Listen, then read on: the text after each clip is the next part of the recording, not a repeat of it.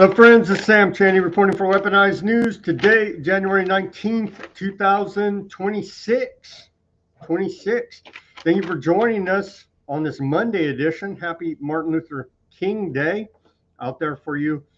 Those in America, it's a federal holiday, banking holiday. They're all taking the day off. We are not here at Weaponized News. We have Simon on the line today, so let me get through the intro here quickly. We've got what looks to me like the strategy of tension being played out there in Minneapolis, Minnesota. I'll believe it's not when someone in a position of authority is held accountable. The feds have put out, the Department of Homeland Security have put out order versus anarchy in regards to the ongoing tensions in Minneapolis, Minnesota, and I guess all of Minnesota now with my Minnesota accent. They've ISIS preparing to deploy Palantir. I think we reported on that a little bit. We have ZBS News reporting on it now. We reported on that last week as the Pentagon.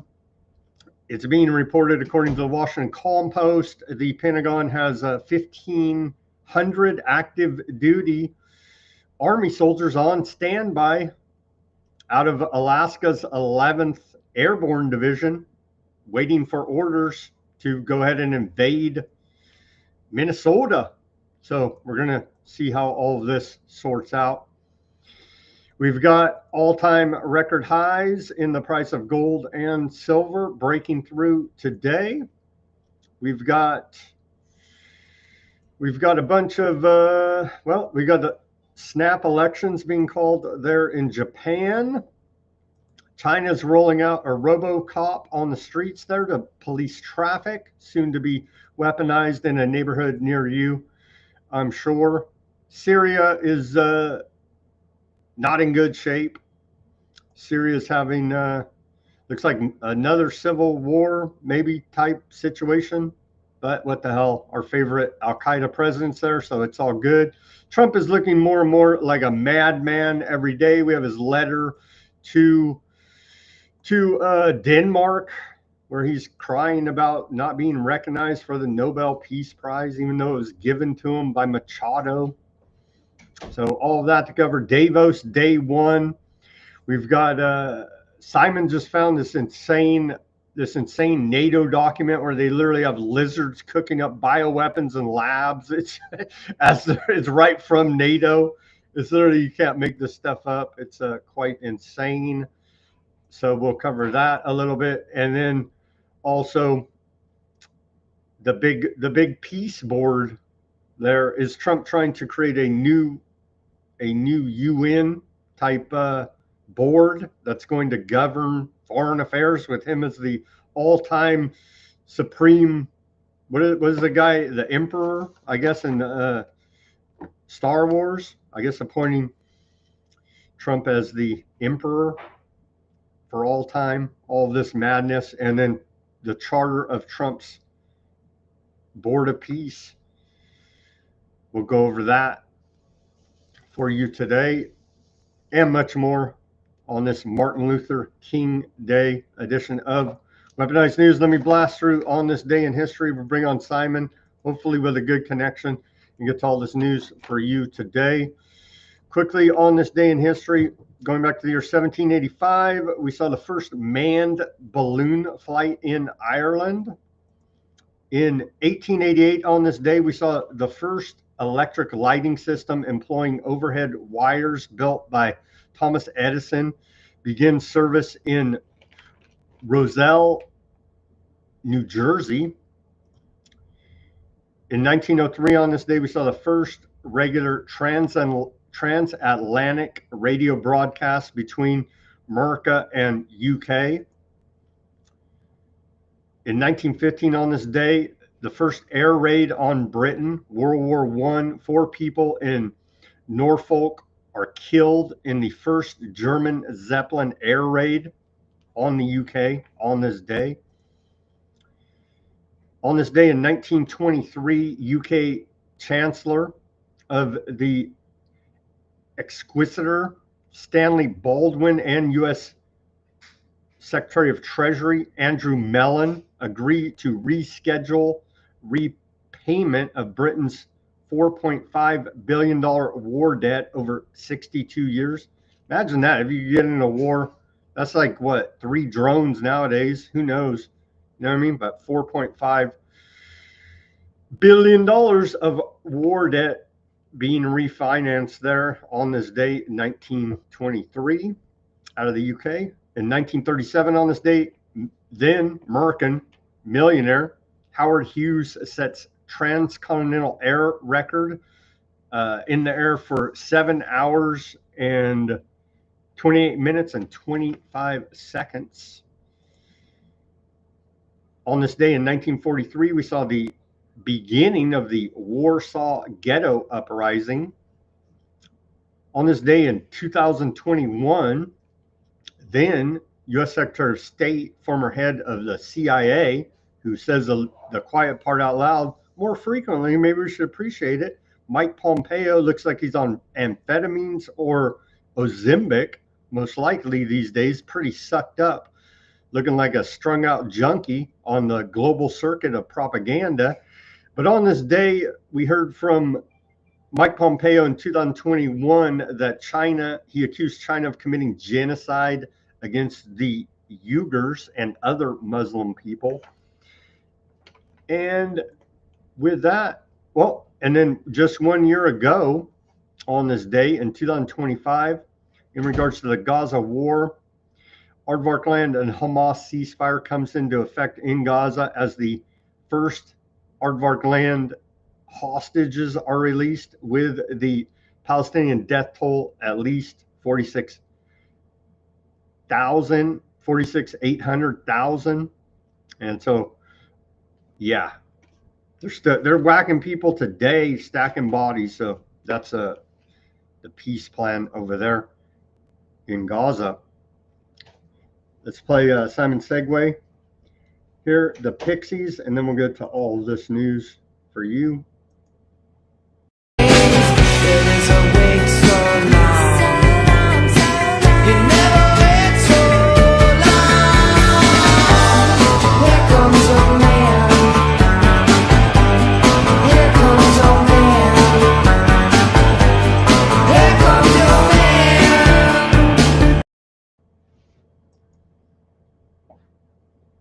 Simon, how are you doing on this Monday, Martin Luther King Day?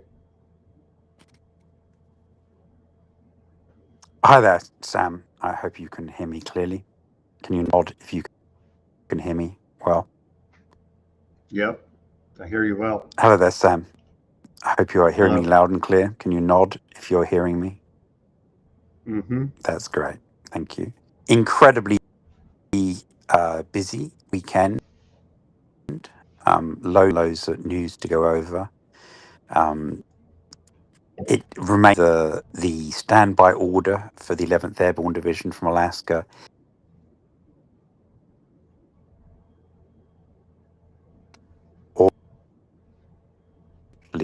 be part of the Insurrection Act and a direct U.S. active duty military into Minnesota. So time will tell on that.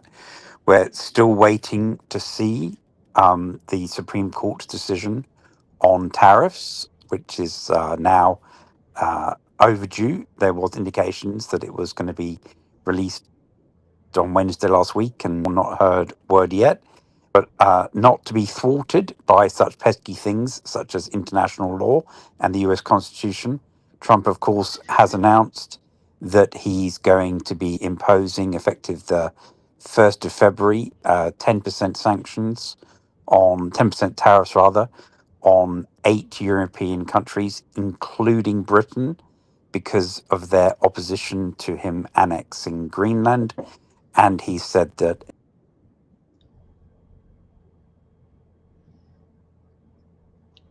that percent will be 5%.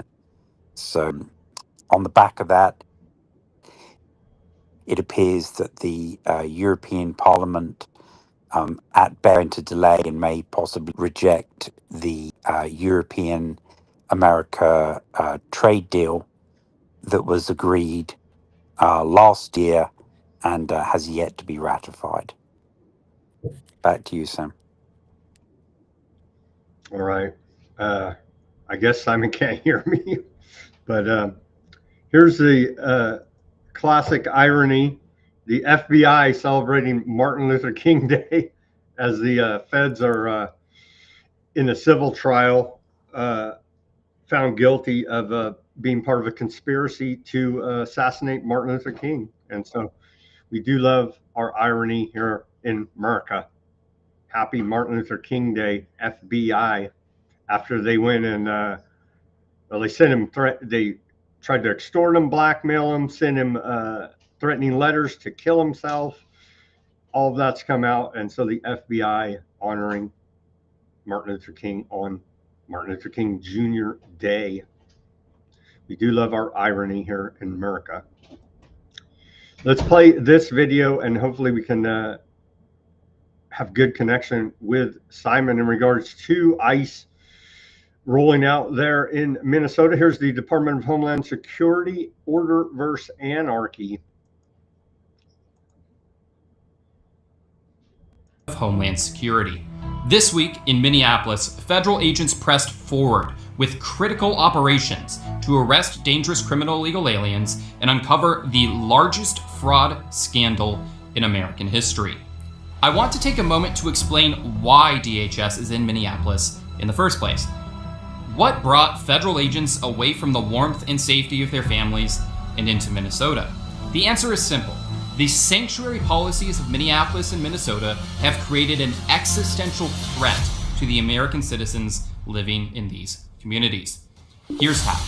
It all starts with decisions around if state law enforcement will enforce the law. When illegal aliens commit crimes, federal law enforcement will issue what's called a detainer to state and local law enforcement, asking for them to be detained until they can be taken into federal custody. This is the ideal scenario. Criminals stay safely behind bars, agents are able to easily apprehend them, and communities are free to walk the streets without fear of attack from criminal illegal aliens. The crisis in Minnesota is a direct result of Governor Walz and leaders in Minneapolis intentionally deciding to take these known criminals who have violated the law and release them back into the streets. Now, federal agents must undertake a dangerous task: find, apprehend, detain, and deport criminals who had already been under lock and key. This is how society crumbles. When state leaders choose to defy federal law, release criminals into their communities, and then urge violent mobs to riot while federal law enforcement works to arrest the criminals that the state leaders released. In Minnesota, Walz's revolving door of justice has released nearly 470 violent criminal illegal aliens back onto Minnesota streets since President Trump took office.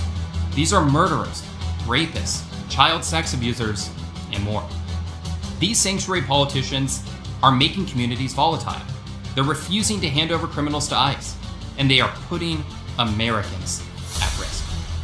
On Wednesday evening, during a routine traffic stop of a Venezuelan national illegally in the country, the suspect resisted arrest, fled, crashed his vehicle, and then assaulted a federal officer who was working to safely arrest him. This criminal illegal alien was then joined by 2 accomplices, also illegal aliens, who swarmed our officer with a snow shovel and broom handle, beating him mercilessly.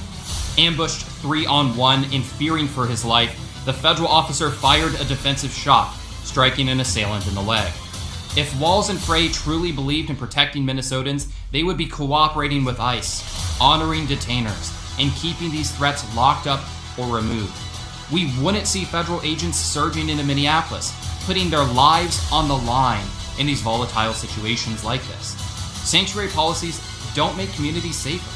They create the very conditions for escalation and endanger everyone, including the dedicated men and women of federal law enforcement who are left to clean up the mess. Americans deserve better. Law and order starts with leaders who put citizens first, not criminals. One thing is abundantly clear. This is a struggle of order versus anarchy. Law and order will prevail over the forces of chaos seeking to empower criminals over citizens. We'll see you next week.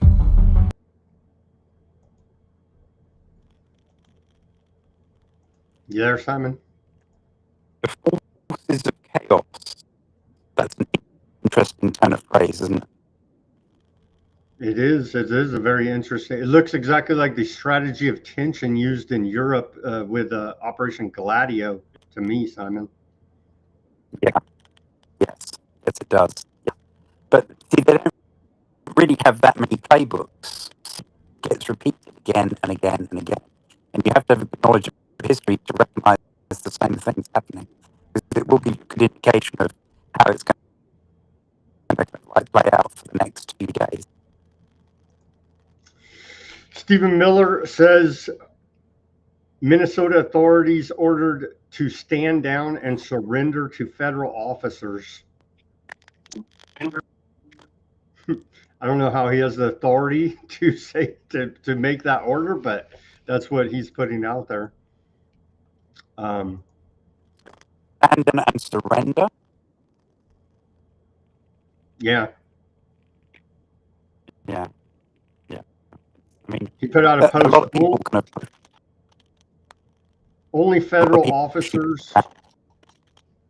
Only federal officers upholding the law, local and state police have been ordered to stand down and surrender.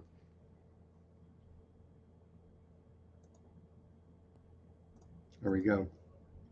Looks like we're still having that connection issue, so we're going to muddle through it. But we have plenty to cover here. There's Stephen Miller out of the White House.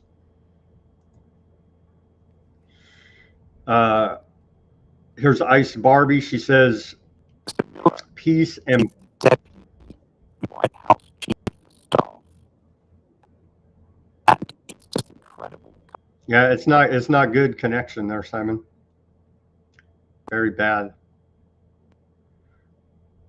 Ice Barbie goes on to say, public peace and public safety in Minneapolis, yelling it in all caps. We have arrested over 10,000 criminal illegal aliens who were killing Americans, hurting children, and raining terror in Minneapolis because Tim Walz and Mayor Fry refused to protect their own people, instead protect criminals. In the last 6 weeks, our brave DHS law enforcement have arrested 3,000 criminal illegal aliens, including various murderers, rapists, child pedophiles, and incredibly dangerous individuals. A huge victory for public safety. There is a massive fraud in Minneapolis, at least $19 trillion, and that's just the tip of the iceberg. Our Homeland Security investigators are on the ground in Minneapolis conducting wide-scale investigations to get justice for the American people who have been robbed blind. And then screams, "Make America safe again," there in all caps on the post. And then I wanted to get Simon's take on this, but it looks like we're going to have another one of those days. I can't wait till we can get him back with a good connection.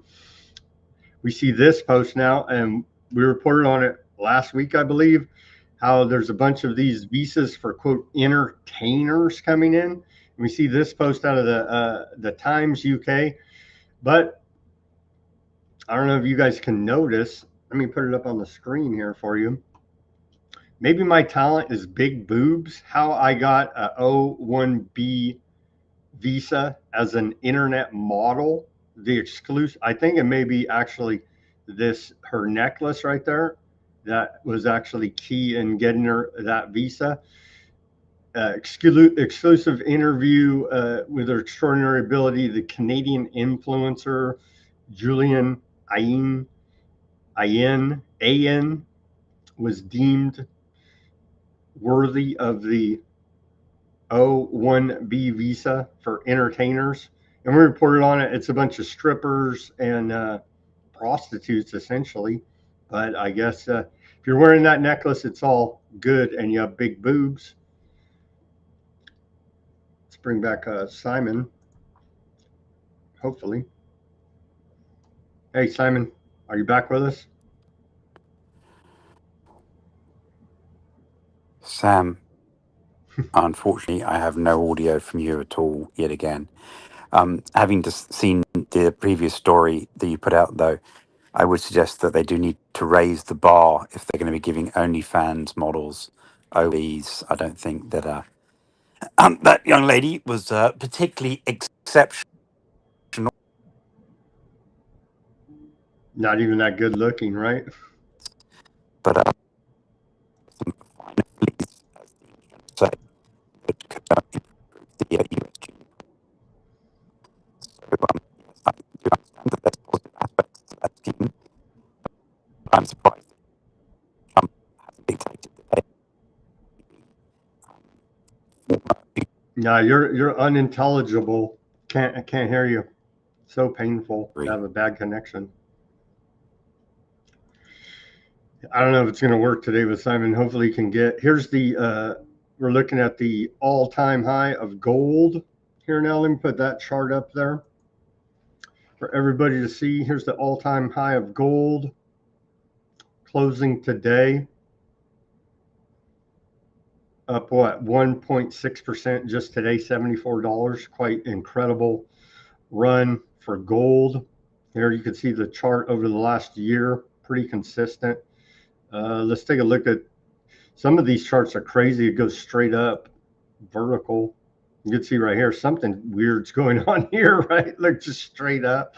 What the hell's going on there? Manipulation, I would say. And then the price of silver closing at $94.68, all-time high, up 5%. We're seeing incredible, this is the 1 year, and so this has almost gone vertical as well. The 5-day chart, maybe, what's the one where you can really see it go up? I guess it would be the year one. There's 3 months, 6 months, you could really see it go up. I guess it is the year one, year to date, 1 year, to really see these high spikes.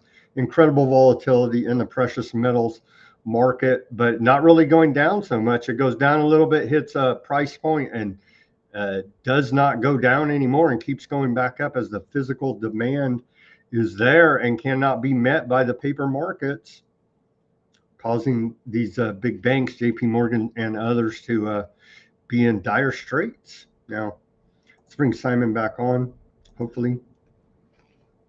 Go ahead, Simon.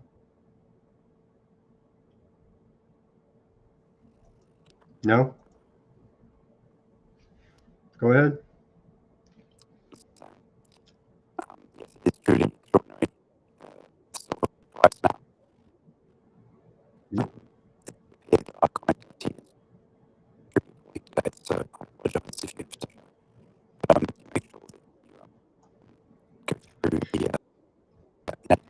Not good. It's not good, Simon. Can't hear you at all.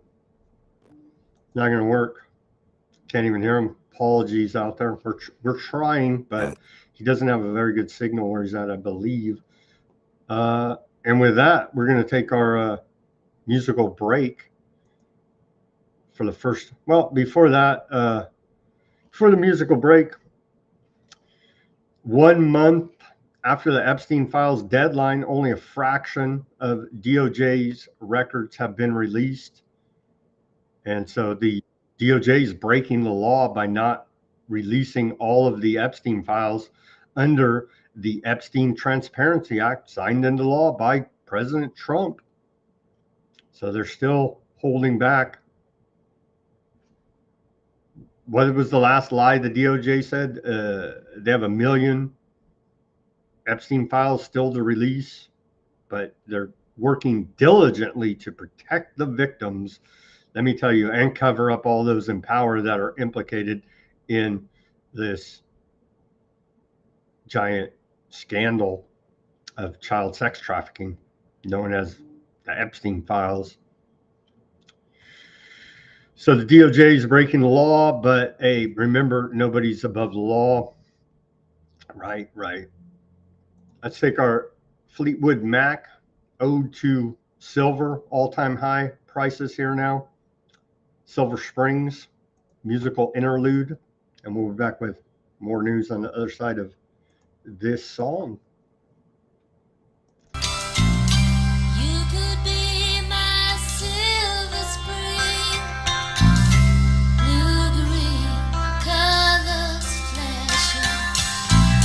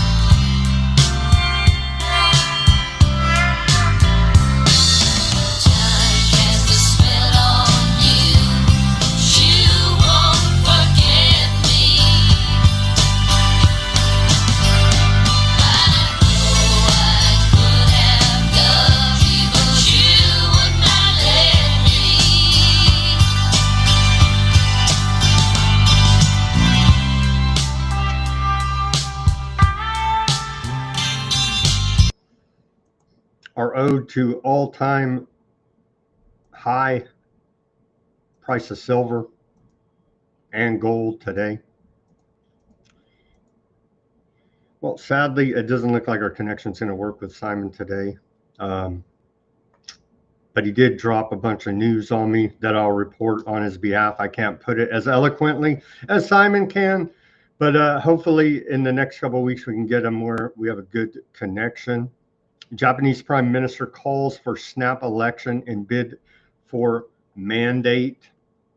And so the Japanese Prime Minister, this woman here, very popular over there in Japan, is looking to actually do something with the government.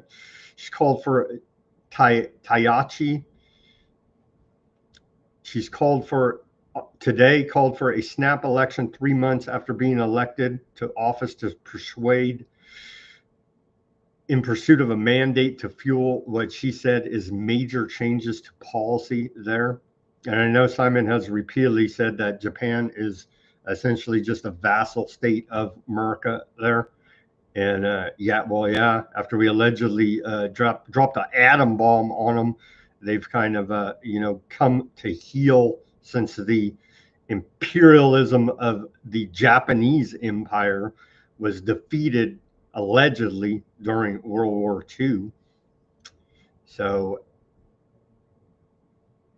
we're going to keep an eye on Japan. The Prime Minister also announced that she plans to suspend sales tax on food there for 2 years. I didn't know that. I don't know about your state. My state, California, they don't put sales tax on raw food. Processed food, they do. Like you go make a sandwich or you buy a sandwich from a sandwich shop, they say that's processed food and they slap a sales tax. But you go buy a head of lettuce, there is no sales tax on it from the grocery store, for example. So she says she's going to suspend sales tax on food for 2 years, reduce the country's debt to GDP ratio, and strengthen Social Security, among other moves to stimulate Japan's economy. She said, I'm putting my future as prime minister on the line here. I want the people to decide directly whether they can entrust the management of the country to me. Well, pretty bold there, pretty bold. So we're going to see how it sorts out as she tries to gain control in their parliamentary system. I'm not going to pretend that I understand the nuances of Japanese government and their parliamentary system, but just a layman's knowledge seems like about the same as other parliamentary systems. I know they have all their little technical intricacies that I'm honestly not a scholar in. But she's trying to get majority of control in the parliament as well to push their agenda essentially here now. And so we'll see. We'll see how that sorts out. We're going to keep an eye on that. Japanese leader calls for snap election and bid to expand power. The failing New York Times headline tells us. So we're going to look for that and follow that for you, as Japan is a key ally, allegedly, in the fight against China, right there. China. So we shall see. AI-powered robocops take up traffic duties in Chinese cities. We do have a video of it. I saw some commentator saying that in America, those run these traffic cops over. I don't think so. You know what I mean? Run them over, you're going to get a big ticket. They may be weaponized. I don't know. I think America will come to heel under the boot of RoboCop, a la Detroit, Michigan. What was it, late 90s movie RoboCop? Here are the actual RoboCops being rolled out in China. China's futuristic robot traffic officers hit the streets.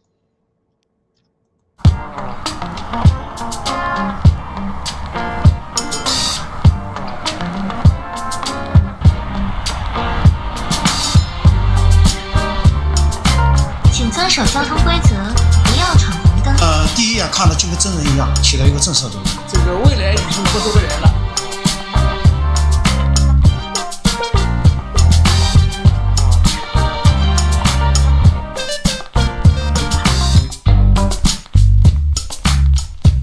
根据我们交警的信号灯系统和交通警察形成密切配合，它也可以识别我们的非机动车的违法行为，让我们的执法过程、普法宣传更有温度、更有科技感。安全是国家最近的任务。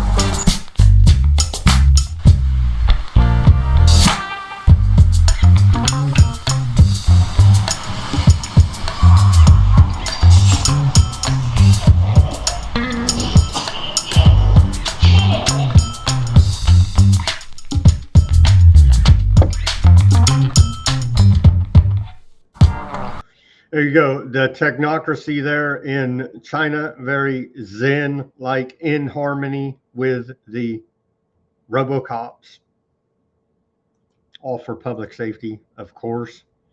Is Trump going mad? Here's his rage letter to the head of Denmark over there about the whole seizing of Greenland situation. Trump said, "Dear Jonas," that's the head of Denmark, "considering your country decided not to give me the Nobel Peace Prize for having stopped 8 wars plus," and as Simon pointed out, none of that had even happened by the time they had issued this award. Trump was only in office not a couple weeks or something like this.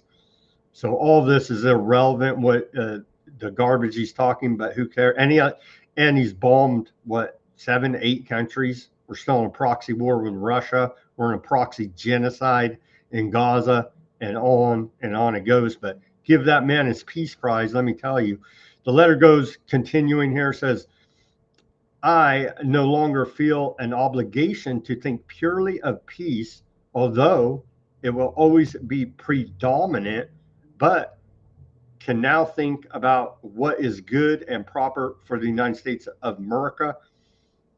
Denmark cannot protect the land from Russia or China." Again, with the ends justify the means, the noble lie. If we don't steal it, then Russia and China are going to steal it. Continuing, "And why do they have a right of ownership anyway? There are no written documents. It's only that a boat landed 300 years ago, but we had boats landing there also.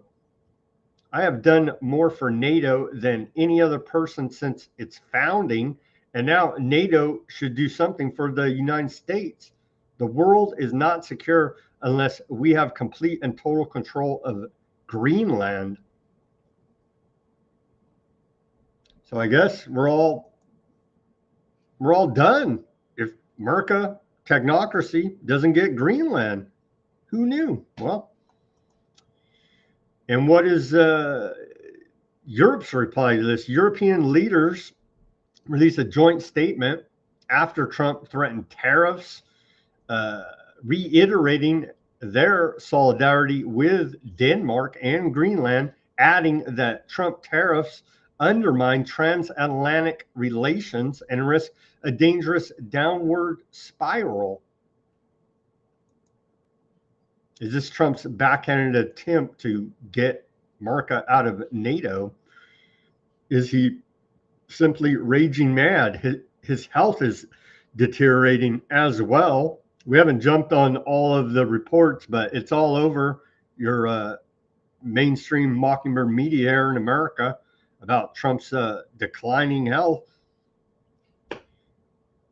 Signs are pointing to not good here, not good, as we're going into the new world order.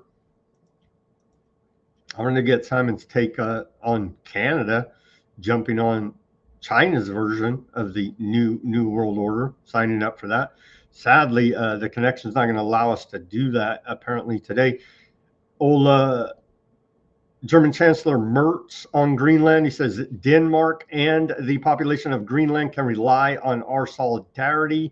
We are prepared to support talks with the United States, and the basis of these talks must always be principles of sovereignty and territorial integrity.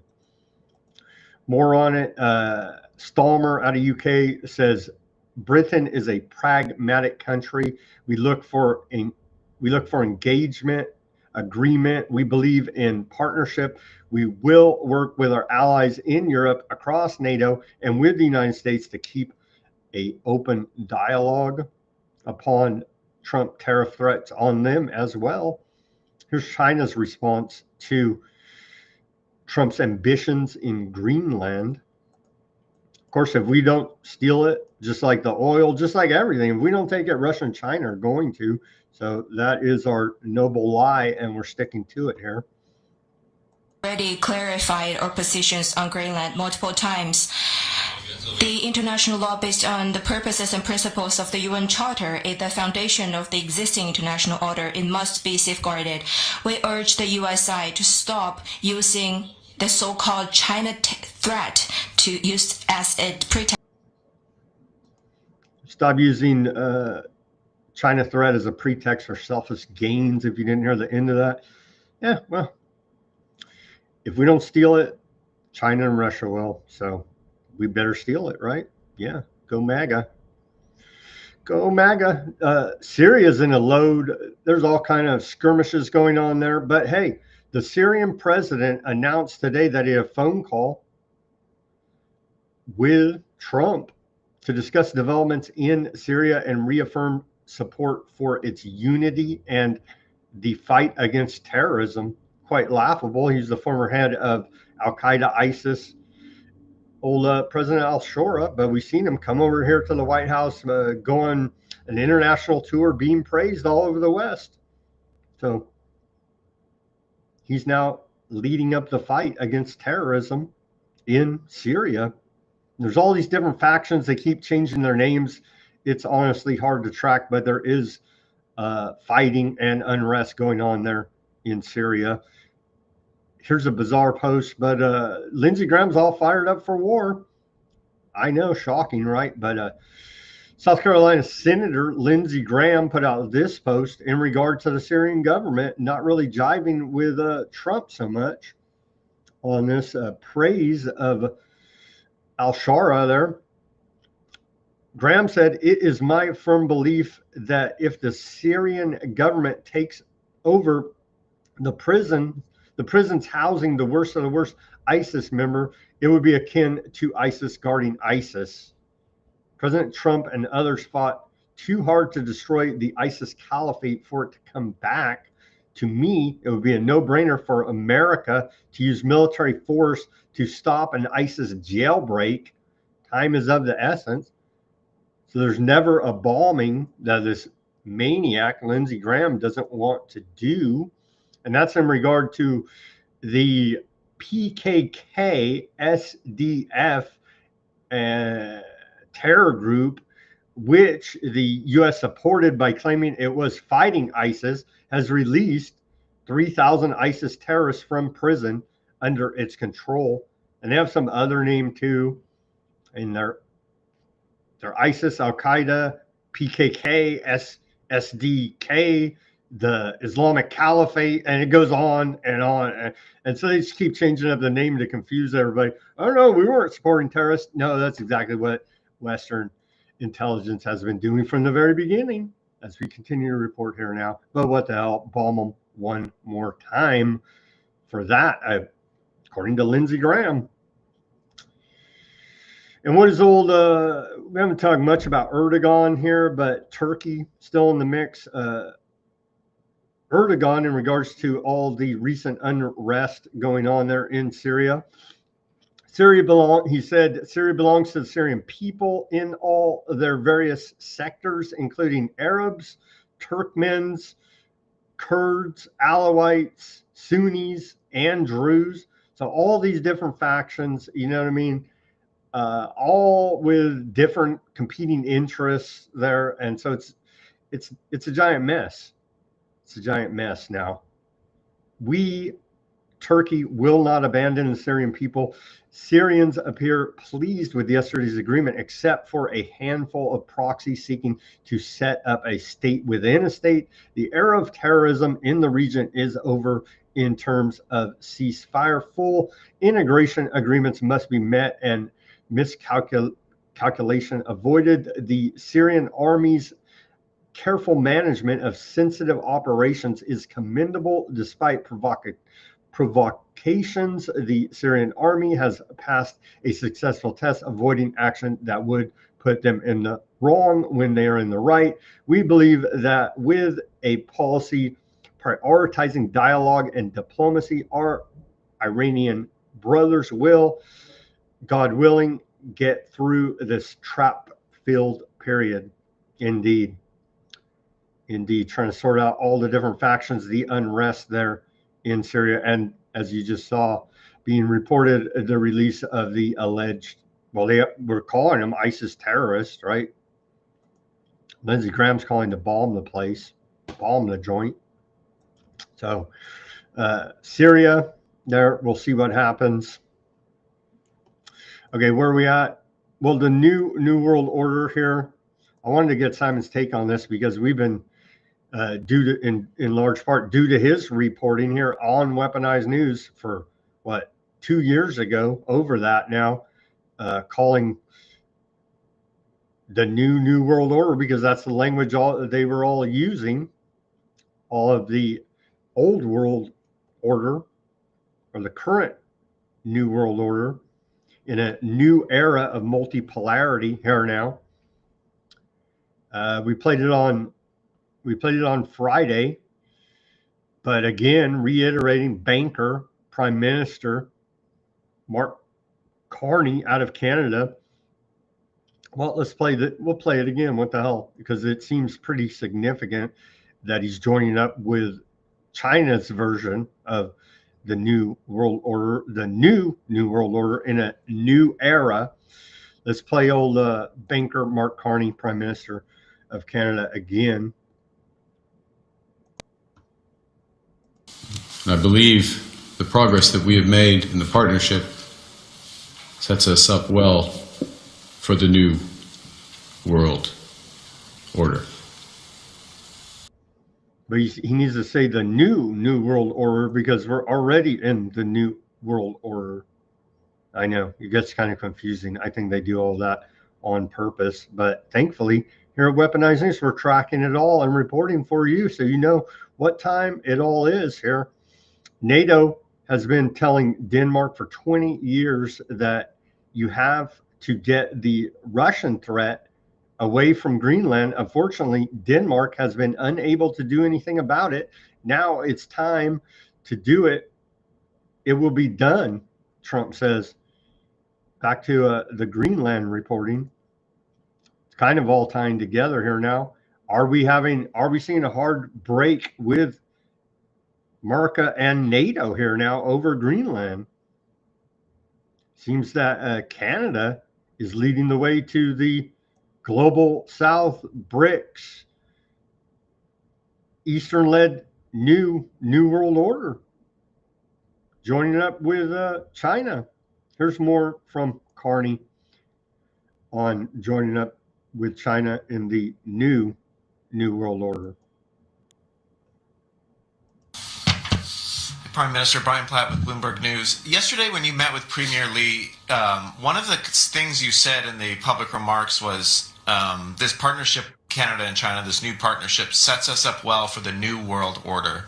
What did you mean by that? What is the new world order? Well, it's a great question, Brian, because I think the world is still determining what that order is going to be. And let's be clear what we're talking about first and foremost, which is what is going to govern global trade? What is the role of the WTO going to be? How important are bilateral deals such as the one we're developing, plurilateral deals, if I can use that term, Trans-Pacific Partnership, potential linkages between Trans-Pacific Partnership and the EU? Where is financial regulation, payment system regulation going to fit into that? All of these aspects, I'm going to use a fancy word, like the architecture, the multilateral system that has been developing these is being eroded, to use a polite term, undercut, use another term. So the question is, what gets built in that place? How much of a patchwork is it? How much is it just on a bilateral basis? Or where do like-minded countries in certain areas So like-minded countries, just to be clear, doesn't mean you agree on everything. Aspects, for example, on digital trade or agricultural trade, climate finance as another area, to move into areas of geostrategy, geosecurity. You will have different coalitions that are formed. So what this partnership does is in areas, for example, of clean energy, conventional energy, agriculture, as we were just talking about, and financial services, which we've talked less about, but the evolution of the global financial system, the role of the renminbi over time, the evolution of cross-border payments. I know it all sounds very dry, except for your organization, which I think takes an interest in it. These are important elements of how the system is going to work. And look, the expectation is that rather than these being developed necessarily through the IMF, WTO, and other multilateral organizations, it is going to be coalitions that develop them not for the world, but for subsectors of the world. Controlling regions in their version of a new world order. We've already reported China. China is they're full on board with the old new world order, saying they're going to accelerate. They're following UN Agenda 2030 to the T, and it looks like Canada will be as well. And all this, like you said, it's boring, dry. It's like that on purpose. So your eyes will glaze over. You'll go to sleep listening to them as they're building all these systems of control here now in the new world order that we're going into. And it's Trump trying to build his own new world order. Is it all sabotage? I'm thinking it's a sabotage to destroy America standing in the world even further, is what I'm thinking. I'm thinking Trump is the ultimate Trojan horse here now. On reports, as I mentioned earlier, Simon was talking about this peace board creating some type of new world order led by Trump. And so all of these pieces are moving right now. Let's go to where are we at? Let's play. I think we had another song here, musical interlude, and then we'll be back. Here is New Order, True Faith, a la Simon selection, even though we're not able to connect with him today. And we'll be back with where we at? Yeah, last half hour after this, or last half of the show after this music.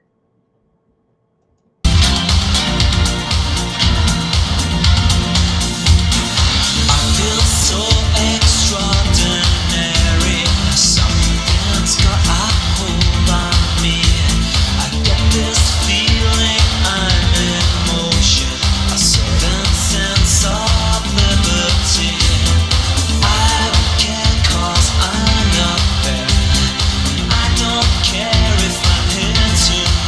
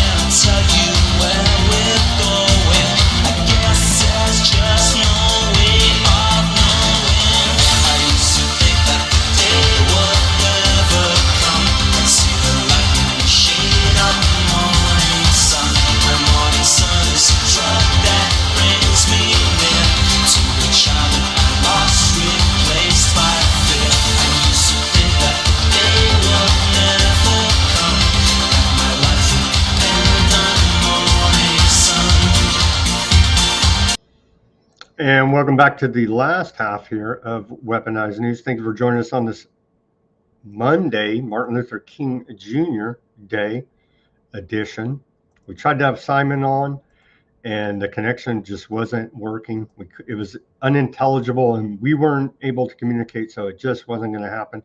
Hopefully, next week we can get him on with a better connection, I'm hoping. But we didn't suffer through like that much, so I think it was okay, relatively speaking. Okay, on to Davos day one here now. The U.S. Treasury Secretary Bitchute, he says he wants to deliver a message at the World Economic Forum in Davos. America first does not mean America alone. Well, we appreciate the non-isolationist attitude out of our Treasury Secretary there. Saudi Arabia adjusts Vision 2030 timelines, transfers project scopes to private firms. Saudi Arabia is transferring the scope of certain Vision 2030 projects to the private sector as it adjusts timelines to prevent economic overheating. Its economic minister told Reuters in an earlier interview. Also in the interview in Davos, Switzerland, the Saudi Arabian economic minister went on to say the government is agile in managing its ambitions, development pipeline, re-scoping some projects while continuing to advance its Vision 2030 economic transformation objectives. The private sector is ready now and even more eager to participate. Remember, they had to bail on that whole stupid, what was it, the Ion City? I forget even the stupid name. The wall. They were going to stick everybody in that smart city. Essentially, they bailed on that project already. Large part of it because it was untenable, obviously. But when you got gazillion oil dollars, then you cook these things up, right? But that's not going anywhere, at least not the original plans to stick everybody in that line city out there in the desert. That has faded away as the mirage it always was into the Sahara Desert. Okay, Davos day one, not a whole lot going on today. They did intros. The theme of the meeting, a spirit of dialogue. They should just say spirit, channeling satanic spirit should actually be their theme, but it's a spirit of dialogue. It should be channeling satanic spirits through dark occultic rituals, which are cooking hot and heavy over there in Davos, Switzerland, with all these maniacs running around. President of World Economic Forum. So what is it? The Nest guy, Larry Fink, and this other, this character, what's his name? I'm going to get a name in this report, but it's no longer Klaus Schwab. But we do have a message from Klaus Schwab that we need to hear, because I'm starting to miss old Klaus Schwab, right? And so we miss him, but he's doing well. And so let's hear this year's message from now retired Klaus Schwab, pushing the Klaus Academy over there on YouTube, looking to become a media influencer, amongst other things. Here's the message this year from Klaus Schwab, because we do miss him much. Professor Klaus Schwab, you write that our society faces a dramatic but elusive crisis. Can you explain? We are missing in our society two fundamental pillars. It's truth and it's trust. And without restoring those pillars, we will not be able to solve the big global issues which we face at this moment. It's a keyword of dialogue, of listening each to another, and in such a way to see the different aspects, the different dimensions of a problem. And that's fundamental in order to be able to create afterwards solutions. If there is one decisive factor of the intelligent age? What is it? I think it's the capability, in view of the fast and disruptive technological change, to remain human beings.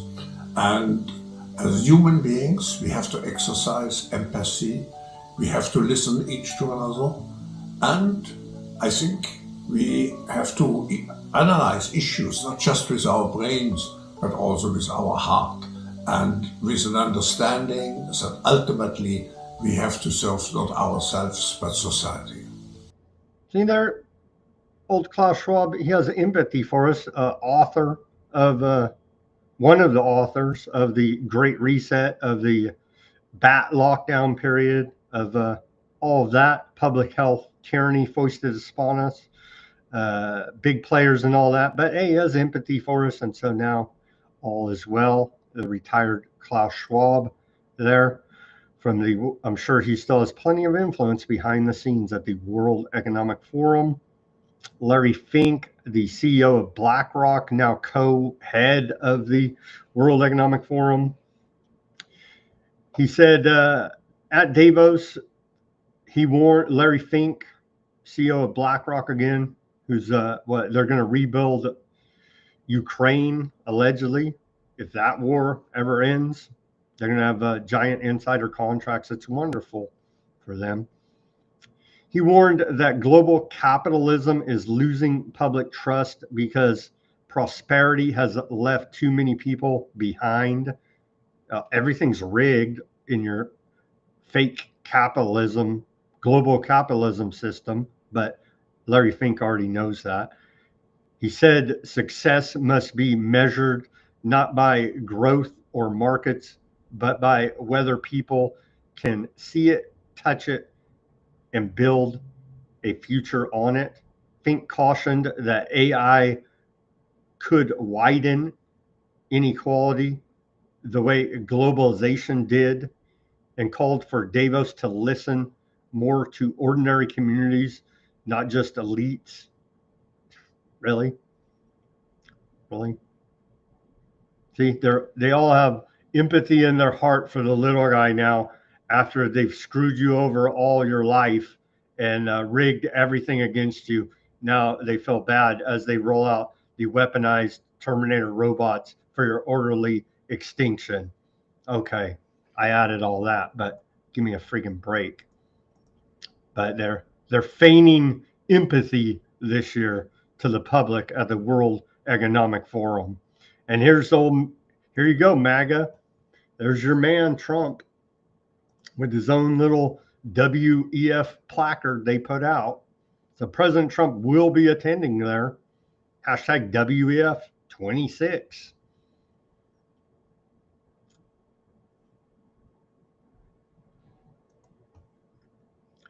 Continuing here, where are we at? Let's see. Yeah, not a whole lot. They did a little song concert deal at the beginning, talking about their love for music, this, that, and the other, waxing poetic, acting like they are humans and have a heart and empathy. You know what I mean? I don't believe any of it, but that's the act they're putting on day one, the opening ceremonies of the World Economic Forum, Davos. Simon sent me this very disturbing. This is beyond disturbing. When was this published? Pretty new, I believe, but I don't know if I have a published date on it, but take a look at this disturbing document out of NATO via Simon again. And we're getting a message over there on the Twitch. I didn't even know anybody watched, but old Lassen Goat on the Twitch says we're streaming at too high of resolution and it's causing it to buffer on the Twitch. Well, thanks for letting me know there, old Lassen on the Twitch. I didn't even think anybody watched on the Twitch because it's a video gaming streaming platform, but thanks for letting me know. I don't know what much I could do about it for Twitch, especially. That's on Twitch's end, honestly. They got to be able to afford my channel streaming at 720. You know, I mean, come on, man. anyhow, but thanks for letting me know, old Lassen. Go check us out on all the other platforms. Rumble, probably the best chat at our normal time. This is a special show time on Mondays to try to get Simon, where we're linked up on our time at a halfway decent hour. Anyhow, thank you for letting me know, old Lassen. I don't know what I can do about Twitch, but here is this crazy NATO document. What if 10 Dragon King scenario for 2030? And then we go to page 11, I believe, or 12 here. And all this dragon symbology craziness coming out of NATO. We'll take a closer look on another day. New way, but look, straight up lizard person cooking up bioweapons with a freaking vial in one of these, biohazard suits. Again, this is a NATO document. Like, what the hell, dude? You know what I mean? But that's what NATO is putting out. A lizard cooking up God only knows what right here. New ways of war, cooking up bioweapons or chemical weapons. Just, dude. Like things that make you say, what the is going on here? But we're going to take a closer look at that 64-page document when we have some more time. More on Lindsey Graham's warmongering. He says, if the Syrian government forces continue to advance in the north, again, trying to quill all these different factions fighting with each other, the 50 names of the terrorist groups, which are essentially all the same at the end of the day, even though there are competing factions within the terrorist groups. I will push for reimposing the Caesar Act sanctions on steroids. Apparently, no one in Syria is listening to me or other U.S. government officials. If this continues, not only will there be bone-crushing sanctions, it will permanently damage relations between the U.S. and the new Syrian government. If you think we're BSing, keep it up. I like, oh, look, Lindsey Graham, right? Just beyond the pale of ridiculousness. I've tried to be fair to the new government, but apparently it's failing. It's falling on deaf ears. If you want a conflict with the U.S. Senate and to do permanent damage to U.S.-Syrian relationships, keep going. If you want to salvage the relationship, stop and turn around. I hope you choose wisely. This freaking guy, closeted, rumored queen there, Lindsey Graham, truly disgusting, despicable senator. Makes me want to throw up every time I see him, his comments, everything about him. Talk about a traitor to America. That's the picture in the dictionary is of Lindsey Graham. More than 60 quit the Heritage Foundation over the president's failure to condemn anti-Semitism. So some fallout there in, quote, conservative circles. Dozens of distress calls daily. Aardvark troops continue to fire indiscriminately at civilians in Gaza. We continue to report they're stacking the bodies every day. It's a ceasefire, bro. Peace in the Middle East, Trump told us, first time in 3,000 years. They're still whacking them every day.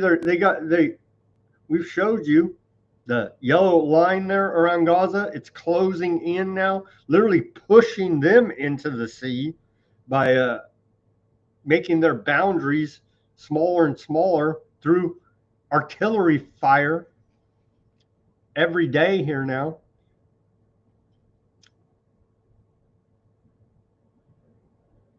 So, yeah, indiscriminate all over the place. See if I can quickly on the fly find that map again to put it in context with the yellow line. Did I save it right this time? I did. This is, we had a better one even. Let's see. just to give you an idea, again, I think this is a map from the failing New York Times, but it gives us an idea about what we're talking about here. So they said, okay, ceasefire. You guys go over there, Palestinians. We're going to stay over here. Here's your boundary. Cross it and get whacked. And they're like, well, guess what? We're going to go ahead and set up artillery outposts all around here and just keep firing into there and whacking you that way. And it don't matter if you cross this yellow line boundary that we set up for the ceasefire or not. We're still going to whack you with drones, helicopters, tanks, artillery fire. Name the way to whack somebody, and they're doing it. They're in Gaza as we're underneath a ceasefire and looking for peace there. The second phase of the ceasefire, actually, they're looking to implement. They haven't even implemented the first phase. In the last 24 hours, at least 3 Palestinians in southern Gaza have been killed, according to Palestine Today. So the big peace plan there. Let's get to that. The Board of Peace by Trump. And Simon's telling me that, and I wish we could have got him on, but he was telling me this is some type of, Macron, in conversations with Simon, Macron out of France has said he won't be part of it, and is saying that Trump's trying to create his own international body, something akin to the United Nations, with him as the emperor king appointed for life. Desperate pleas of megalomania coming from the White House. I'm saying that, but you see, like, we're seeing a trend here of instability. Is Trump the Trojan horse brought in to create all this chaos as we shift power, as has been my working hypothesis about all these geopolitical movements, as a Trojan horse to ease the shift of power from America and the West to the East, as everything's realigning right now to create a new world order in the new era. It's looking like it. It's certainly looking like it. The ultimate all-time traitor, masked as America first, masked as American populist President Donald Trump, the all-time Trojan horse traitor. It's looking that way. Where are we at here? More, Trump invited Putin to be on the Board of Peace. Trump administration reportedly wants nations to pay $1 billion with a B to remain on the board in perpetuity.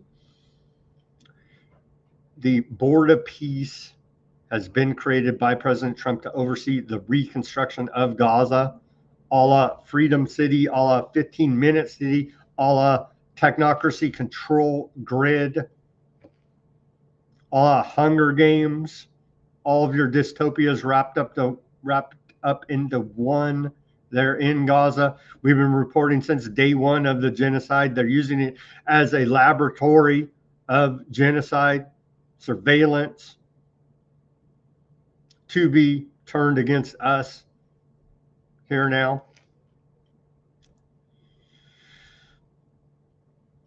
Blair, and so Tony Blair was initially named, and then the back and forth. Oh, no, he's not. Yeah, he is. According to Bloomberg, former UK Prime Minister Tony Blair has publicly distanced himself from Donald Trump's outrageous demand that countries pay $1 billion for permanent membership on his so-called Board of Peace. Well, it's an investment in the future. You pay this, part of the racketeering fee to be in the club, and then you're going to get rewarded handsomely with all these different contracts, the reconstruction contract, the oil, natural gas contracts, so on and so forth. They'll even figure out a way to profiteer off of the Palestinian freaking bones, you see, because they're strip mining the entire place from top to bottom. So allegedly, Tony Blair is distancing himself. I don't believe it, but that's what's being publicly reported here now in Bloomberg. Macron, president there out of France, says that he says does not intend to answer favorably when asked to be part of the Board of Peace, the Trump Board of Peace. Sources say that Macron explained that the board's charter goes beyond the sole framework of Gaza and noted that it raises major questions, particularly regarding respect for the principles and structure of the United Nations, which under no circumstances can be called into question. Trump's already broken, essentially, even though we're still sitting on that UN Security Council. A bunch of the World Health Organization was 60 plus international globalist organizations cut ties, funding with them. So again, a new world order is coming into being. We've never in America, I don't believe, honored international law. So that part's out. Now divesting from, again, the World Health Organization, other actual departments within the UN, agencies within the UN, and globalist, internationalist NGOs as well. Again, we've reported on that, the divesting from them. And so we need a seat at the table. Yeah, get out of the UN, but what are you going to do? Sit here, America? No, not at the UN. We have to be at the UN to have that vote on the Security Council to veto any calls for justice on the genocide being committed in Gaza, amongst other attacks America supports around the world. Mostly right now, though, we got to protect our genocide going on there in Gaza. So trying to have it both ways, all ways, and every which way in between the middle is how we're trying to have it right now. So it doesn't look like old Macron is going to be on Trump's peace board there. Netanyahu rejects Turkey and Qatari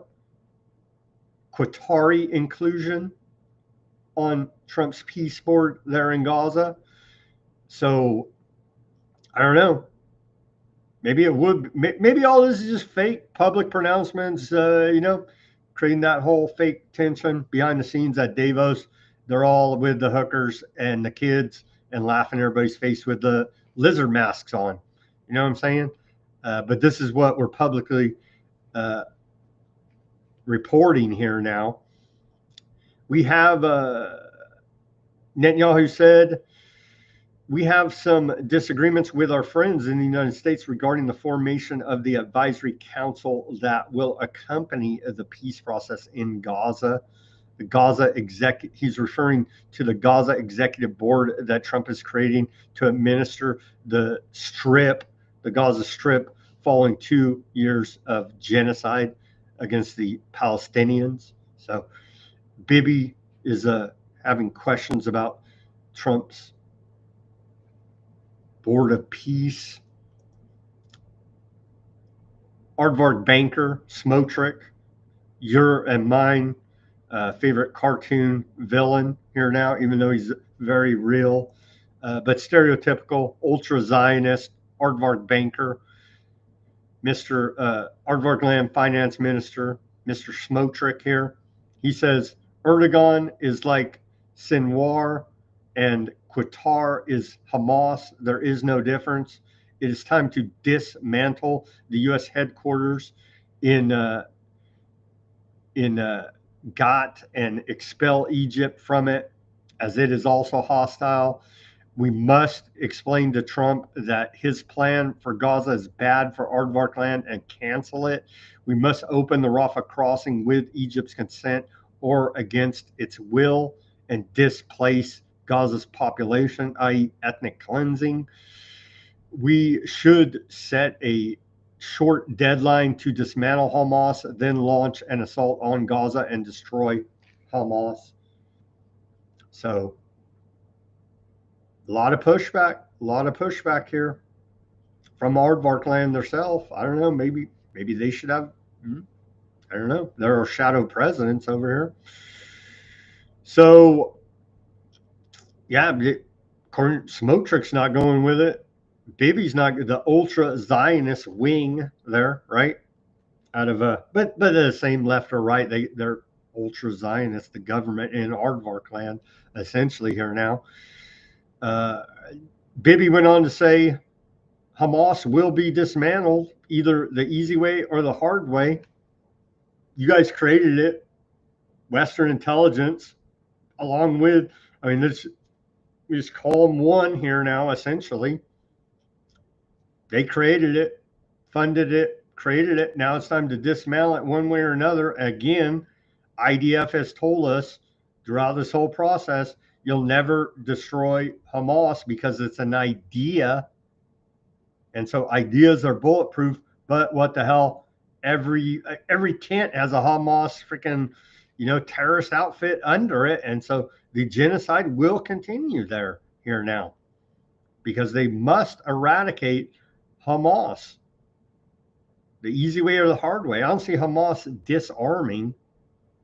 I simply don't see that happening. Okay, on to, and this is via Simon again, the full text charter of Trump's Board of Peace. This is from the Aardvark Times. Let's go through it here now. No mention of Gaza, which bolsters TOI's reporting that a U.S. also envisions panel helping resolve other conflicts worldwide. Member countries must pay $1 billion for permanent spot, i.e. the new racketeering operation here set up by Trump. Of course, all veiled as peace in the Middle East. The following is the full text of the Charter of the Board of Peace, the international body headed by U.S. President Donald Trump. This charter was attached to the invitation sent out to dozens of world leaders who were asked to join Trump on the panel tasked with overseeing the post-war management of Gaza as they're stacking bodies today. The text of the charter was obtained by the Aardvark Times. It notably makes no mention of Gaza, bolsters the Aardvark Times reporting that the U.S. wants the Board of Peace to assist in the resolution of other conflicts around the globe, i.e. what we've been talking about, some other type of global governing body, i.e. another racketeering operation of some type of one world government, international governing body akin to the United Nations. However, the mandate of the board approved in November by the Security Council limited to Gaza and only until the end of 2027. The preamble declaring that durable peace requires pragmatic judgment, common sense solutions, and the courage to depart from approaches and institutions that have too often failed, recognizing the lasting peace takes root when people are empowered to take ownership and responsibility over their future, affirming that only sustained results-oriented partnership grounded in shared burdens and commitments can secure peace in places where it has been for too long proven elusive. Lamenting that too many approaches to peace building foster perpetual dependency and institutionalized crisis rather than leading people beyond it, emphasizing the need for more nimble and effective international peace building body and resolving to assemble a coalition of willing states committed to practical cooperation and effective action. Judge guided and justice honored the parties hereby adopt the charter for the Board of Peace. Article 1, Mission, Chapter 1, Purposes and Functions. The Board of Peace is an international organization that seeks to promote stability, restore dependable and lawful governance, and secure enduring peace in areas affected or threatened by conflict. The Board of Peace shall undertake such peace building functions in accordance with international law and as may be approved in accordance with this charter, including the development and dissemination of best practices capable of being applied by all nations and communities seeking peace. Chapter 2, Membership. Member states. Membership in the Board of Peace is limited to states invited to participate by the chairman and commences upon notification that the state has consented to be bound by the charter, by this charter, in accordance with Chapter 4 or Chapter 9, excuse me. Article 2.2, Member State Responsibilities. Each member state shall be represented on the Board of Peace by its head of state or government. Each member state shall support and assist Board of Peace operations consistent with their respective domestic legal authority. Nothing in this charter shall be construed to give the Board of Peace jurisdiction within the territory of member states or require member states to participate in a particular peace building mission without their consent. Each member state shall serve a term of no more than 3 years from its charter, from this charter's entry into force, subject to renewal by the chairman. The 3-year membership term shall not apply to member states that contribute more than $1 billion in cash funds to the Board of Peace within the first year of the charter's entry into force, i.e. straight up racketeering. Article 2.3, termination of membership. Membership shall terminate upon the earlier of expiration of a 3-year term, subject to Article 2.2, a renewal of the chairman, withdrawal consent with Article 2.4, a removal decision by the chairman, subject to a veto by 2/3 majority of member states, or dissolution of the Board of Peace pursuant to Chapter 10. A member state whose membership terminates shall also cease to be a party to the charter, but such state may be invited again to become a member state in accordance with Article 2.1. Peace, brah, peace. Withdraw Article 2.4, withdrawal. Any member state may withdraw from the Board of Peace with immediate effect by providing written notice to the chairman. Chapter 3, governance. Article 3.1, the Board of Peace. The Board of Peace consists of its member states. The Board of Peace shall vote on all proposals on its agenda, including with respect to the annual budgets, the establishment of subsidiary entities, the appointment of senior executive officers, and major policy determinations such as the approval of international agreements and the pursuit of new peace building initiatives. The Board of Peace shall convene voting meetings at least annually and at such additional times and locations as the chairman deems appropriate. The agenda of such meetings shall be set forth by the executive board, subject to notice and comment by member states and approval by the chairman. Each member state shall have one vote on the peace board. Decisions shall be made by a majority of member states present and voting, subject to the approval of the chairman, who may also cast a vote in his capacity as chairman in the event of a tie. The Board of Peace shall also hold regular non-voting meetings with its executive board at which member states may submit recommendations and guidance with respect to the executive board's activities, and at which the executive board shall report to the Board of Peace on the executive board's operations and decisions. Such meetings shall be convened on at least a quarterly basis, with the time and place of said meetings determined by the chief executive of the executive board. Member states may elect to be represented by an alternative high-ranking official at all meetings, subject to approval by the chairman.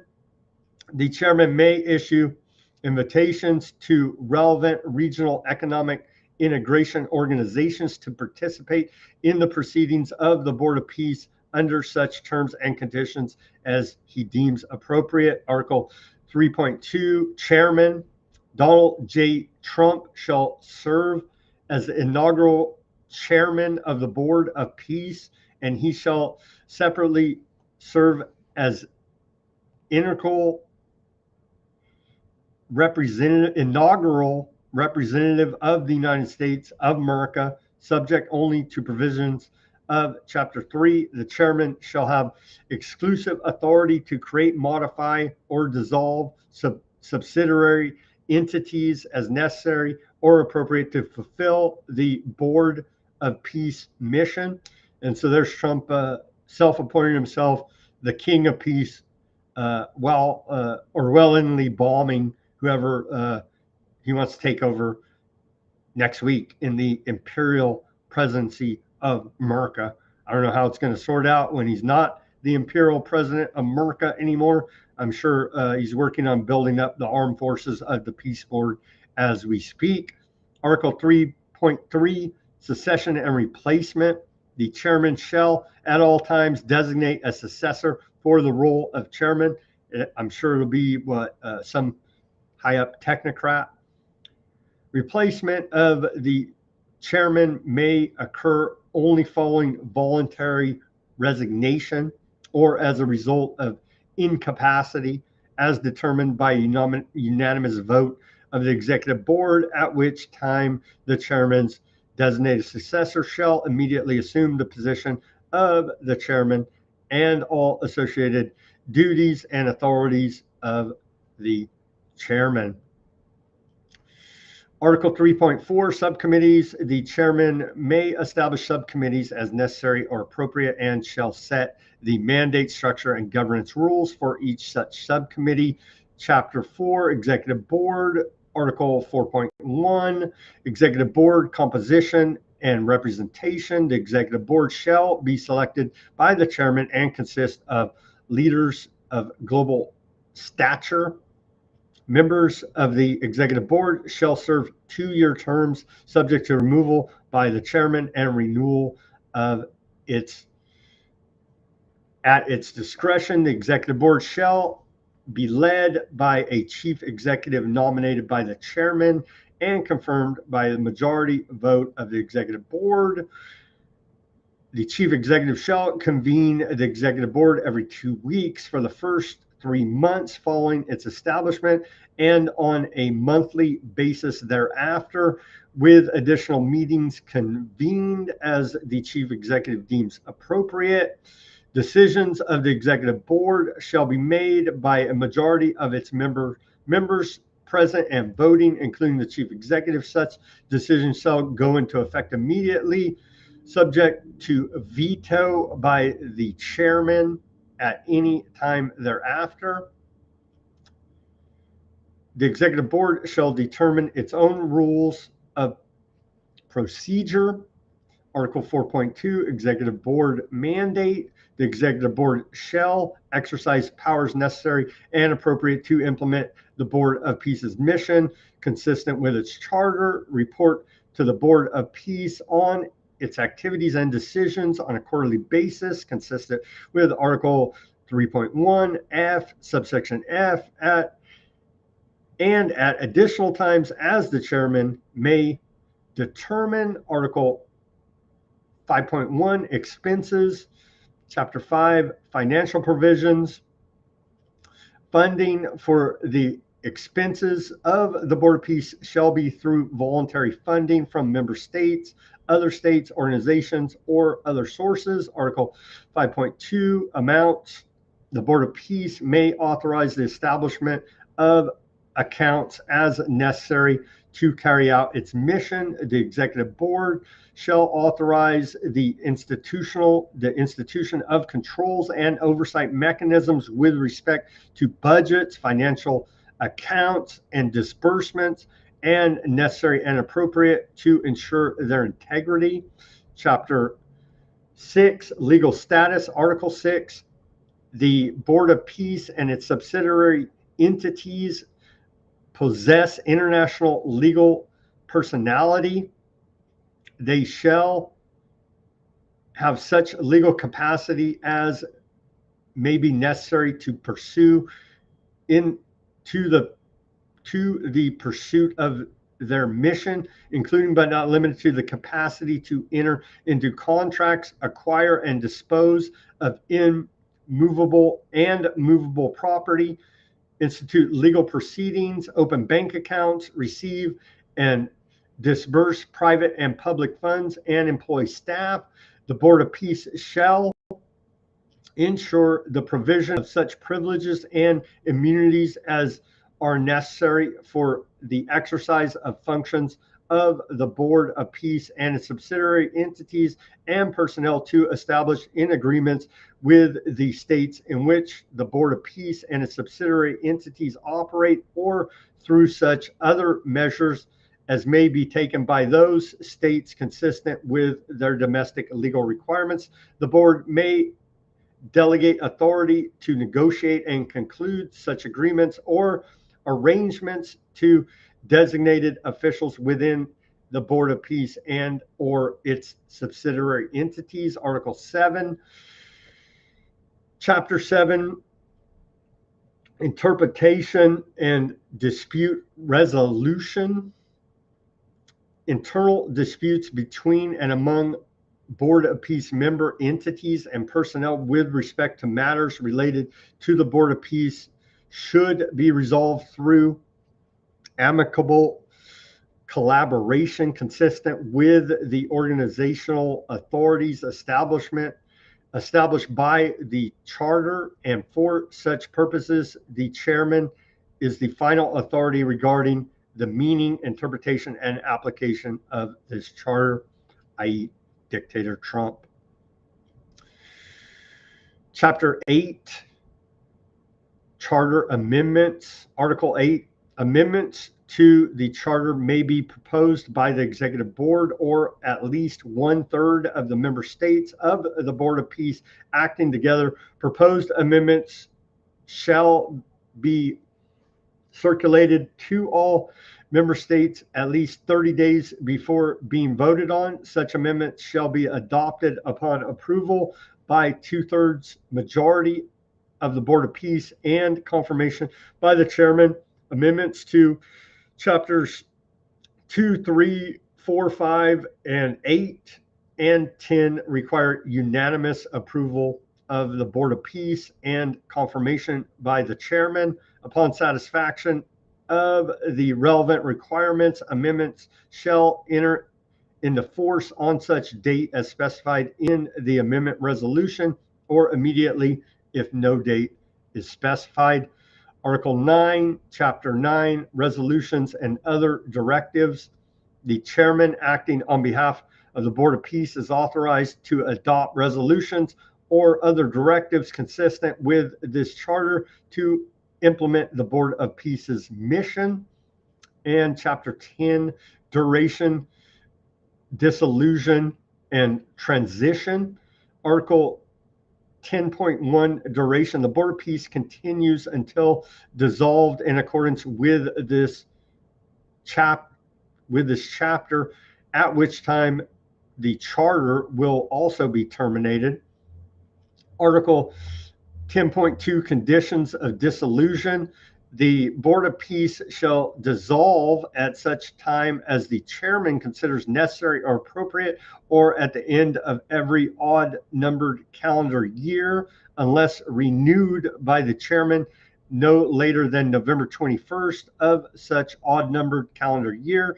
The executive board shall provide for the rules and procedures with respect to the settling of all assets, liabilities, and obligations upon dissolution.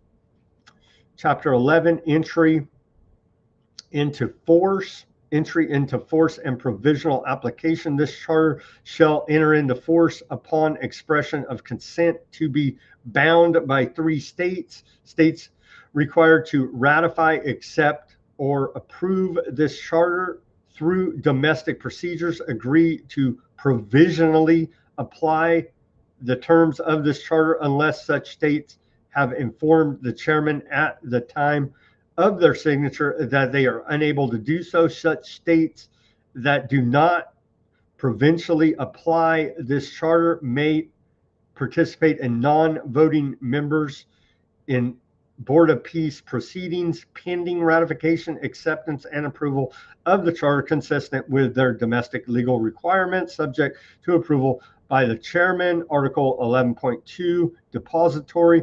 The original text of this charter and any amendments thereby shall be deposited within the United States of America, which is hereby designated as the depository of this charter. The depository shall promptly provide a certified copy of the original text of this charter and any amendment or additional protocols thereto to all signatories in this charter. Chapter 12, reservations. Article 12, no reservations may be made to this charter. And then Charter 13, general provisions, official language. The official language of the Board of Peace shall be English. Article 3.2, headquarters. The Board of Peace and its subsidiary entities may, in accordance with the charter, establish a headquarters and field office. The Board of Peace will negotiate a headquarters agreement and agreements governing field offices with the host state or states as necessary. Article 13.3, we do especially appreciate the 13.3 seal there. The Board of Peace will have an official seal. I'm sure it won't have any esoteric occult symbolism in it whatsoever. It's for peace in the Middle East, bro, which shall be approved by the chairman in witness whereof the undersigning being duly authorized have signed this charter. And that's it for Trump's new version of the UN, a new racketeering operation. And so we do appreciate Trump's efforts there in international organized crime. I guess we wouldn't have it any other way. And we have a few other clips here. Yeah, they are the ultra-Zionists there in the occupied West Bank. Attacks by the ultra-Zionist settlers increased by 27% in 2025 last year. The number of attacks by the ultra-Zionists targeting Palestinians in the occupied West Bank rose by 27% in 2025 compared to the previous year, according to data from the Aardvark Land Military and Shin Bet Security Agency. Severe incidents of nationalistic crime by settlers also increased by more than 50%, according to the same data report. In total, the Aardvark Army and Shin Bet recorded 867 incidences of, quote, nationalistic crime in 2025, up from 682 incidences in 2024, an increase of 27%. And then finally, we're going to wrap up the show here now with Blondie Bondi. I lost the Epstein files. I'm literally breaking the law while screaming no one's above the law. Head of the Justice Department, Pam Blondie Bondi, at this at the Aardvark American Council meeting, Bondi introduced Miriam Adelson over there. She donated over $200 million to Trump, but not looking for a return on investment, no conflict of interest there whatsoever. It's just, we need a board of peace, you see. Let's hear now from this clip, Blondie Bondi, if we can stomach it. Side note, Trump's DOJ argued that no judge can force them to release the Epstein files. It was a law he signed, the Epstein Transparency Act. It's all a Democrat hoax. Don't you worry about it.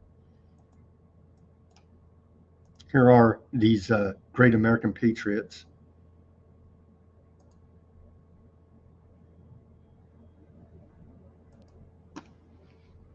Under her leadership, the Department of Justice has made combating anti-Semitism a top priority, especially in response to the alarming rise in incidents following October 7. She brings moral clarity, resolve, and an unwavering commitment to justice to this critical fight. Please welcome my friend, the 87th Attorney General of the United States, Pamela Bondi.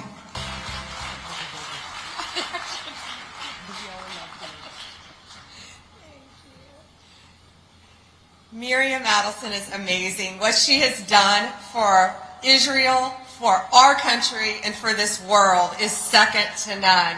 Thank you, my friend. The sad truth is, for way too long, anti-Semitism has been allowed to grow unchecked in this country. Too many institutions have abdicated their moral responsibility to speak up. Too many so-called leaders have stayed quiet. Actions have consequences, and inaction has consequences too.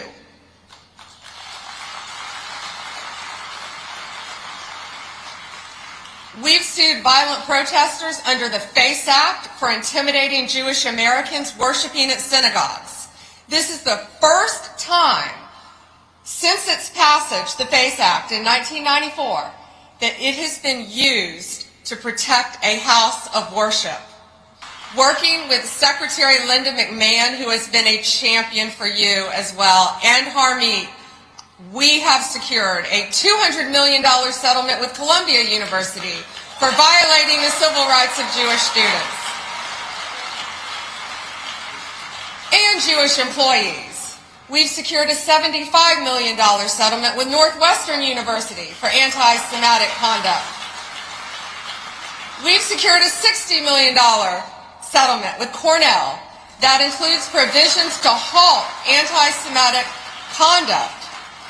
And we've launched a full investigation into University of California's system for systematic anti-Semitism.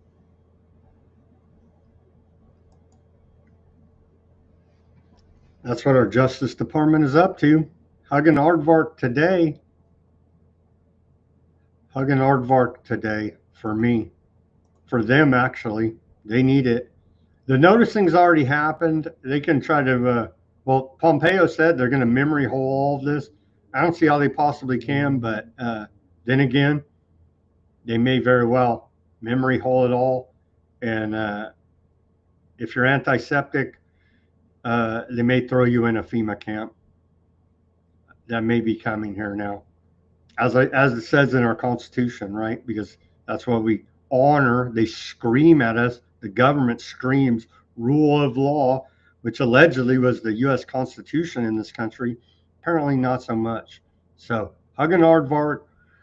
And you know who else has something to say about all this? The Orthodox Aardvarks, but of course they're antiseptic. If you can tie all this together in their twisted Orwellian worldview that's coming out of these ultra-Zionists, then it will all make sense to you. So again, the new catchphrase, talking point term is Zion phobia.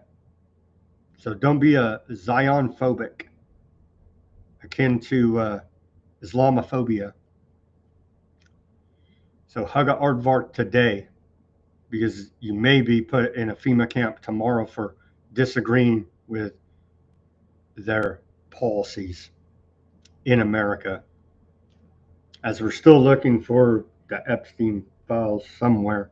Someday she'll get around to honoring the actual law here in America and not interpreting it in a way to, prop up her political donors. And with that, happy MLK Day. Again, the feds killed MLK on this day, very sadly. I think that's been documented. They tried very hard to suppress that. For many years, it was hard to even find it on the internet. But indeed, it was ruled through a civil judgment that the federal government had to pay Martin Luther King Jr.'s family restitution for its part in a conspiracy to assassinate him. And so go ahead and look that up. I'm sure your public school won't tell you that part of the story as we honor Martin Luther King Jr. on this federal holiday of January 19th, 2026. And with that, I'm going to sign off today. Sadly, we couldn't get Simon on the line.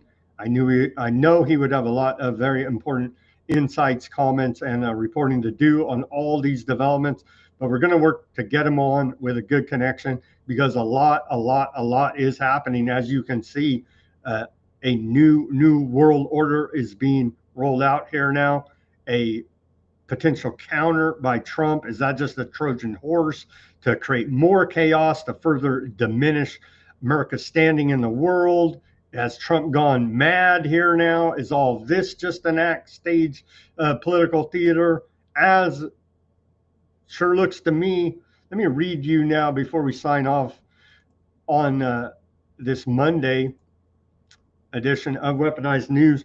Let me read to you now the strategy of tension, which looks exactly like what the government is implementing there in Minneapolis, Minnesota. So you could, and it's red meat for MAGA base, right? Get the dirty commies, get the insurgents attacking federal law enforcement, and so on. But the strategy of tension goes like this.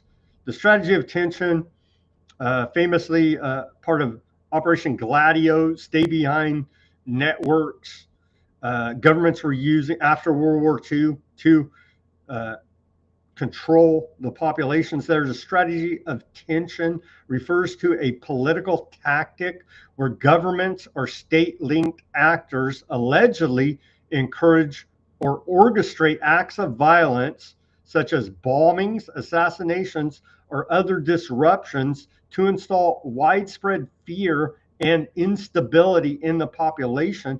The goal is to manipulate public perception by blaming these acts on ideological enemies, e.g., commies, extremists, anarchists, or opposition groups, Democrats, thereby eroding trust in democratic processes and creating demand for authoritarian measures, stricter security, or a strong government to restore order, i.e., order out of chaos, problem, reaction, solution. It goes on with strategies of control implemented by governments that are historically known and used. This approach exploits social divisions, amplifying tensions between groups to prevent unified opposition and consolidate power. You know what I've been saying on this show for a long time? We're all fighting. I hate the Democrats, Republicans. I hate the commies, the freaking fascists, whatever label they want to put on you. At the end of the day, we're Joe Blow serfs over here, the 99.9% fighting amongst each other as the government is creating the chaos, problem, reaction, solution, chaos in the streets, called the Insurrection Act. Now we got martial law with literal troops on the streets here now. You've been duped by the strategy of tension implemented by our own government. And with that, we're signing off on this Monday edition of Weaponized News. As always, everybody do your own research. Peace, love, and freedom. Speak out and take action. Have a great rest of your Monday evening. We'll be back here at the regular time, Tuesday edition of Weaponized News. Here is Freedom by Anthony Hamilton. Official, and Simon was joking around. He's saying his music selections seem to be getting more lefty as we go forward here in time, but it's up to you to decide. Thank you for this musical selection to Simon and your efforts and helping us report here. And again, apologies we couldn't bring them on for the full analysis as per usual. We went that whole show commercial free. Give me that like, share, subscribe, push that notification button, give us a donation, go to our store, frequent our store at Weaponized News. We got we have custom t-shirts there, 7 of them designed by Simon, looking deep philosophically here now. Go take a look. We got Weaponized News hats, baby gear, the onesies, the baby beanies. We got the stickers there that I'm always pushing on every show. Get yourself a sticker. Go to weaponizednews.com. The links in the description below this video to the store. You got the stickers over there, the holograph sticker, the white background sticker. Give us some help over there financially. It's appreciated. Give us a donation. The Buy Me a Coffee, Cash App, Bitcoin wallet address, all in the description below this video. I did see we got a new subscriber on the Buy Me a Coffee. Thank you very much for that subscription. It is much appreciated as we continue to fight through all the censorship on the internet to bring you independent reporting and analysis like no one else. And with that, again, here is Freedom to play us out, and we'll see you back here tomorrow for more Weaponized News.